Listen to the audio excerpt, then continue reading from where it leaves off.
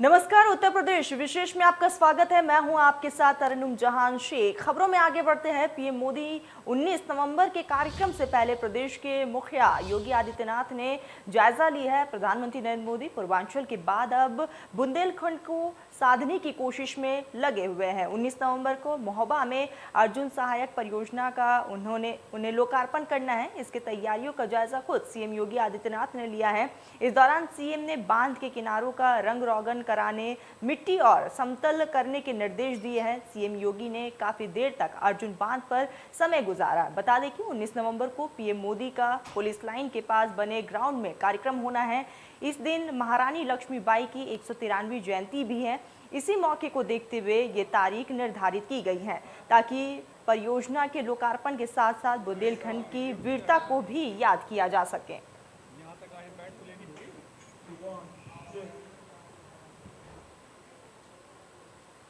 क्या है अर्जुन सहायक परियोजना? बांधों को आपस में जोड़कर यहाँ पर तैयार की गई है अर्जुन सहायक परियोजना और ऐसे में प्रधानमंत्री नरेंद्र मोदी इसका उद्घाटन करेंगे। आपको बता दें कि 19 नवंबर को पीएम मोदी का ये दौरा है और इस सिंचाई परियोजना का स्वरूप नदी जोड़ो परियोजना की तरह है।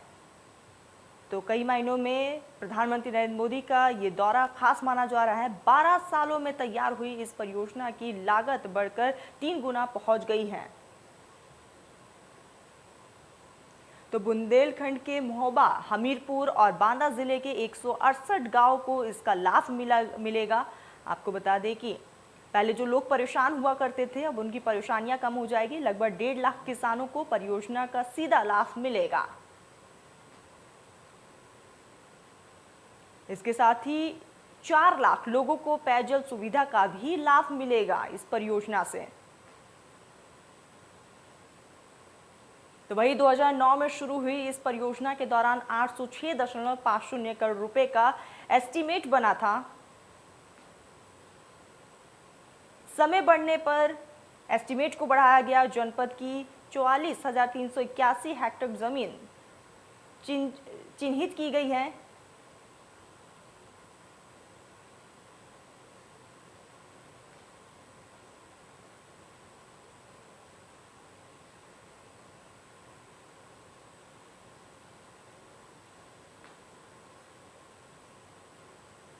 तो आपको बता दें कि प्रधानमंत्री नरेंद्र मोदी अर्जुन सहायक परियोजना का उद्घाटन करेंगे। बांधों को आपस में जोड़कर तैयार की गई है अर्जुन सहायक परियोजना। तो इस सिंचाई परियोजना का स्वरूप नदी जोड़ो परियोजना की तरह है। खबर उन्नाव से है, जहां पर सरकार नौनिहाल बच्चों की सेहत में सुधार करने और उन्हें स्वस्थ रखने के लिए ग्राम पंचायत स्तर पर ओपन जिम का कॉन्सेप्ट लेकर आई है। बच्चों की सेहत सुधारने के लिए लाए जा रहे सामान में अनियमितताएं सामने आ रही है। ओपन जिम सामान की खरीदारी में घोटाले की सुगबुगाहट साफ तौर पर देखी जा रही है। अधिकारियों ने 4.5 करोड़ के अधिक की खरीद में ई टेंडर को दरकिनार कर ग्राम सभा में 2.36 लाख रुपए की खरीदारी कर रहे हैं। करोड़ों के काम में बिना ई टेंडर की खरीदारी पर सवाल उठ रहे हैं, जिसको देखते हुए डीएम ने सीडीओ से जांच रिपोर्ट तलब की है।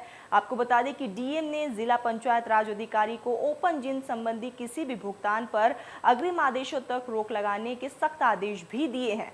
जिला पंचायत राज अधिकारी और डीसी मनरेगा को जांच कर अनियमितता मिलने पर जिम्मेदारियों को खिलाफ एफआईआर के आदेश दिए गए हैं।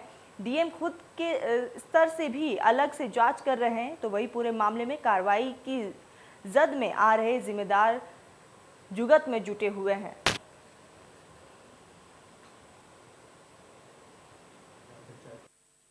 संज्ञान में आया था कि जनपद के कुछ ग्राम पंचायतों में ओपन जिम जो बनाए जा रहे हैं उसमें जो खरीद हो रही है उसमें नियम का पालन नहीं किया जा रहा है।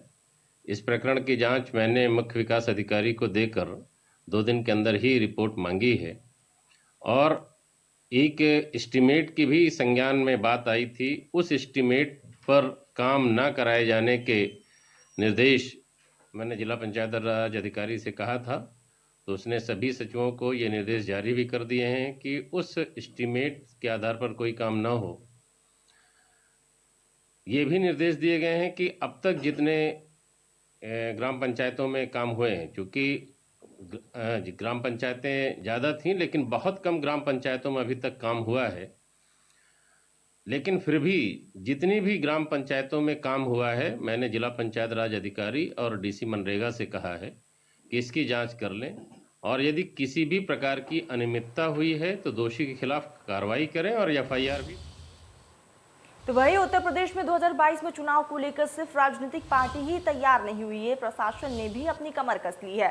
प्रशासन गांव-गांव जाकर रैलियां और कैंप लगाकर जनता को अपने वोट की अहमियत को समझा रही है। आपको बता दें कि हाथरस में भी बच्चों ने हाथ में बैनर और नारों के साथ बागला इंटर कॉलेज से मतदाता जागरूक रैली निकालकर लोगों को जागरूक किया है।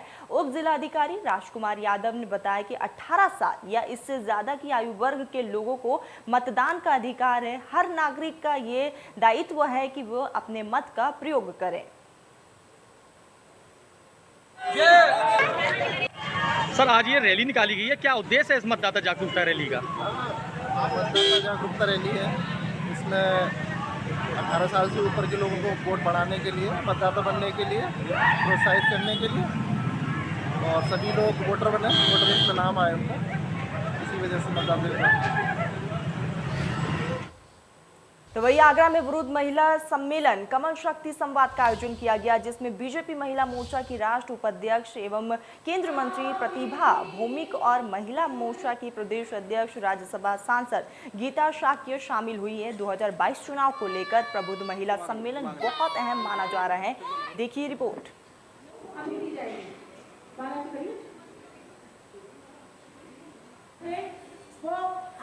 2022 चुनाव को लेकर सभी पार्टियां तैयारियों में जुटी हुई है, तो भाजपा भी लगातार तैयारियों में जुटी हुई है। आज जो प्रबुद्ध महिला सम्मेलन का यहाँ आयोजन किया गया, यानी आप देख सकते हैं कि जिस प्रकार से कमल शक्ति संवाद को लेकर यहाँ महिला प्रबुद्ध सम्मेलन का आयोजन किया गया, जिसमें प्रतिभा भौमिक जो कि केंद्रीय मंत्रिमंडल में शामिल हुई है वो आई है। त्रिपुरा से पहली महिला ऐसी हैं जो केंद्रीय मंत्रिमंडल में शामिल हुई है। गीता शाक्य भी पहुंची हैं जो कि राज्यसभा की सांसद है और प्रदेश की अध्यक्ष है महिला मोर्चा की।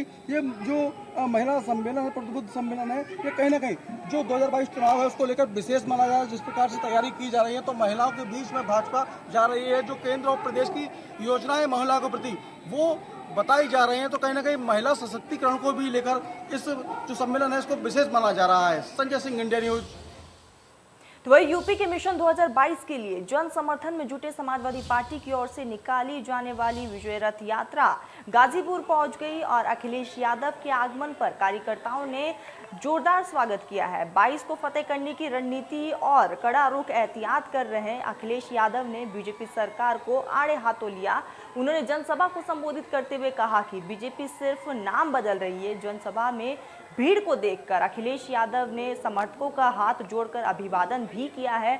अखिलेश यादव ने अगले साल होने वाले विधानसभा चुनाव को लेकर जनसभा में हुंकार भरते हुए कहा है कि गाजीपुर की धरती वीरों की धरती है। उन्होंने कहा है कि आने वाले समय में अमन, चैन और सुख का परिवर्तन होने जा रहा है। 2022 में सपा की सरकार आएगी। इस गाजीपुर से लेकर उस गाजीपुर बॉर्डर तक बीजेपी का सफाया हो जाएगा।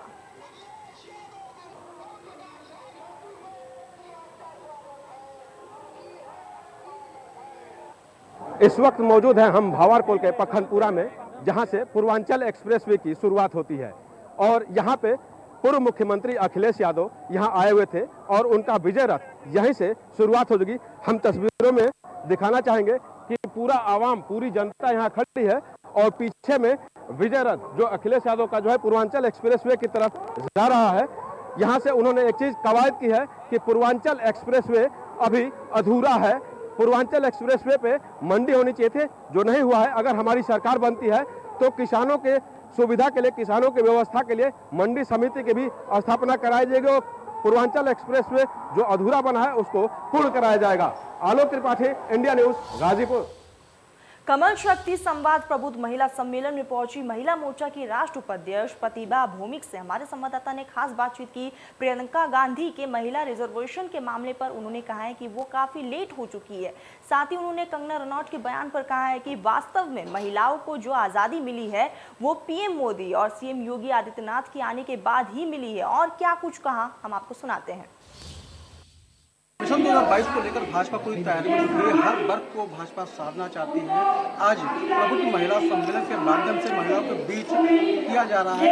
हमारे साथ बात करने के लिए केंद्रीय मंत्रियों से बात करेंगे कि किस प्रकार से सम्मेलन को देख रहे हैं, सम्मेलन में कैसे देख रहे हैं सम्मेलन को। देखिए, हमारे जो भी चुनाव होते हैं ना, हम पूरा तैयारी के साथ चुनाव करते हैं। उसको नगर निगम का हो, पंचायत स्तर का हो, लोकसभा हो, विधानसभा हो, सब चुनाव को हम बहुत सुंदर तरीके से हम उसको करते हैं। और चुनाव हमारे लिए एक उत्सव है। जनता को जो मैंडेट हम लोग को दिया है, उस मैंडेट के ऊपर खरा उतर कर और वो चुनाव में डेवलपमेंट को इशू को हम लोग लेके जाते हैं।